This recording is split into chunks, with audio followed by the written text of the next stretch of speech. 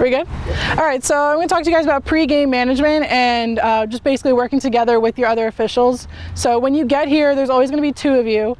Make sure you know each other's name, first of all, if you don't already know them. Make sure you know your supervisor's name and anyone else that's on staff, because it makes it less awkward when you need to ask for help, or when you're like on the field and a call happens and you're like, hey person, what are you doing, you know? So that's a good thing to know. Before the game starts, you have a captain's meeting. I'm sure you guys went over that yesterday a little bit. Basically what you want to do is introduce yourselves, and then you're going to go over the basic rules of, like, no slide tackling, no handballs, stuff that you think, like, as you work more, you're going to see things that happen more often that you'll make sure to make a point of. In indoor soccer, I always make a point of telling them when it's out of bounds on the wall and stuff. So just some basic things that you think. Ask them if they have any questions on the rules, because you are their go-to, and if you are confused on a rule, that's what your supervisor's there for. You're also going to do the coin toss, and then you're going to pick side, ball, all that fun stuff. Then you'll be able to start. What else is there? You want to discuss with one of you is going to be keeping score, and one of you is keeping time, right? We're doing that? Person keeping score will keep time. Okay, so that's saying make sure you decide who's doing that, who's comfortable doing that. Don't start without your other official being ready. A lot of times I've seen people who they'll score a goal and then they'll be back at midfield, and the other official will be like, okay, go, while the other one's writing down what just happened. So make sure you guys are ready and you're working well together. That's the big thing with knowing each other's names, so that you can shout out to them and discuss calls that are conflicting. I think that's it. What are the co-rec differences? Oh, so for co-rec, you're going to have, you need a certain amount of each gender on each team. Make sure that the players know that. You can't have a male substitute for a female.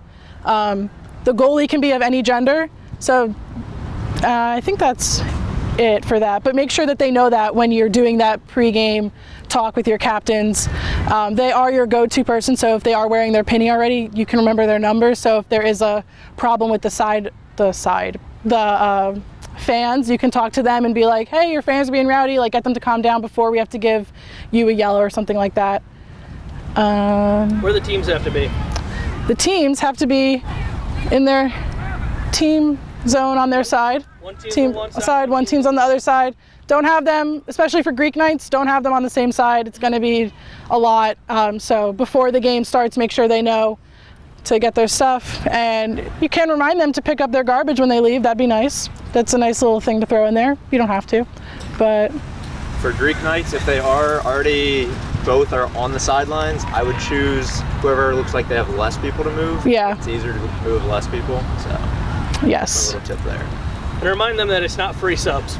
They have to go through you. Oh yeah, so it's not like in indoor soccer you can just go whenever you want. In this, they have to make sure the ball's stopped, and they have to tell you, like, hey, I want to sub whenever, and that's when you'll make sure you blow your whistle and signal the person on and off the field, and make sure that after that happens that you still have the right number of people that you're supposed to have on there, because that can be messy if you have too many people or too less people than you're supposed to have.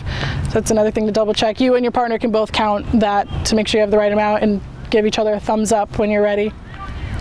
And I think that's it for real this time.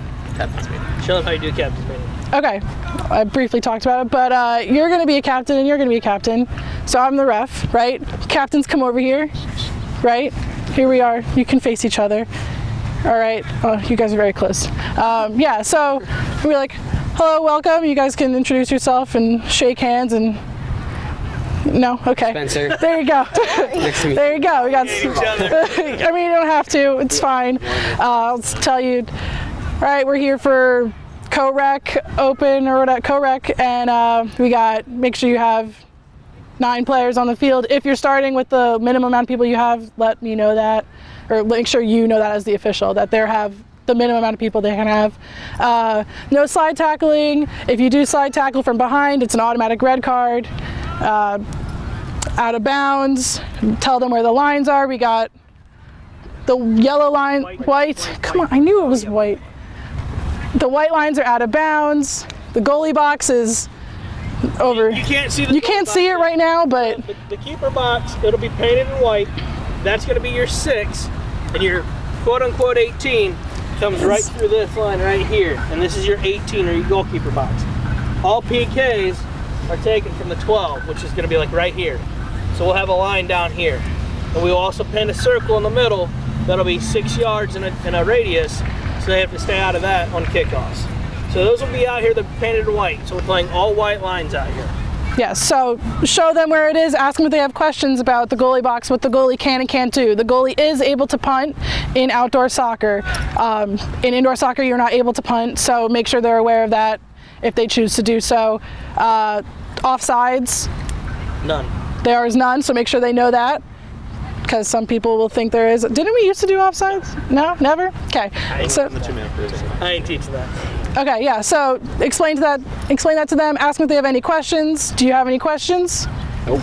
Okay, now we're gonna do the coin toss. Whoever's visiting calls it. Would you like blue or black? Do you normally carry Blue. a coin? I do not, but So what do you do if you don't have a coin? you do 1 or 2. All right, so show us how you're gonna do that. You're the visiting at 1 or 2. 2. Oh, she wins. Would you like ball or side? Ball. Okay, what side would you like?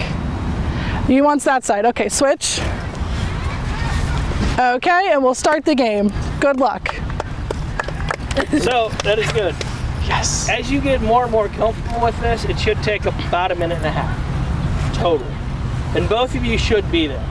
Games, I think, are scheduled every hour. If you didn't schedule them every hour, we're in trouble, because halves are only 20 minutes. Running clock, it does not stop. Once you get that down, most of the time when you get 3rd, 4th, 5th game into the season, you don't need to start explaining rules. Hi, my name's Andy. Hi, my name's Andy. I didn't give my last name for obvious reasons. They can go look up and see who you are and possibly where you live on campus. So first names only. You laugh, it happens. And it did in my undergrad and grads. So people will look up and find out who you are, where you live. Because there's just fine people on the website. So, or Facebook or whatever else is out there that they can find you with. First names only. If they really want to know who you are, they'll come to me and they'll ask. I'll be like, I know who the official is, you don't have to worry about it. They'll keep pressing. I'm like, there's no reason you need to know that person's name. We'll handle everything in-house. If they keep pressing, you tell a supervisor. Hasn't happened while I've been here. I've been here 8 years. I hope it doesn't happen. But some people are weird and they keep pushing for that. Other than that, explain briefly the fields the first 2 or 3 games, because they're not going to know them. Because we're playing on a flag football field, but it's playing soccer. With men's lacrosse on this field with soccer, and women's lacrosse and field hockey and soccer on that one. So there's a lot of lines inlaid on it. So give them a brief, quick what it is. Most of them are used to it, and most of them will be good to go. So the other thing we'll show next week, you'll see how the goal is. The goal goes straight back on the white. There are black tick marks, I believe. No, there's no tick marks. You just kind of got to center it. And then you wheel it all the way back down. We'll show you how to do that. 4 sandbags per goal, 2 on the back, 2 on each side, not on the nets. You put the sandbag over the bar. That's how we do that. Setting up soccer is fairly easy. We will put out corner flags that you will be able to set out. They're just in like little circular rubber circles, yeah. and then you put the flag in it, so it doesn't go in the ground. But you have to set those out as well. Questions about that? All right. All right. Okay, so now we're going to talk about positioning and